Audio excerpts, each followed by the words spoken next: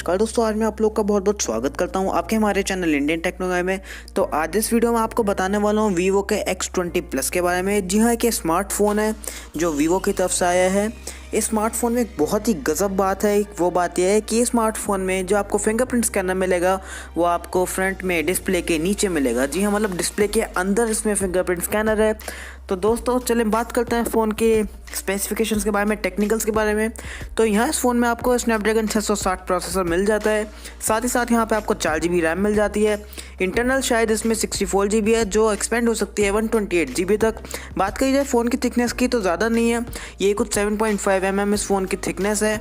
और इस फ़ोन में आपको 3905 mAh का बैटरी भी मिल जाता है। यहाँ पर आपको 6.44 इंचेस का एक डिस्प्ले मिल जाता है जो 18:9 रेशो का है। और जो बात करी जाए फ़ोन की लुक की, ये बहुत बढ़िया है।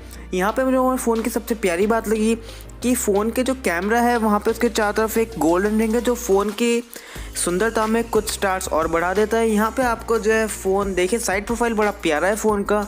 और फ़ोन का जो प्राइस है ये कुछ $565 होगा।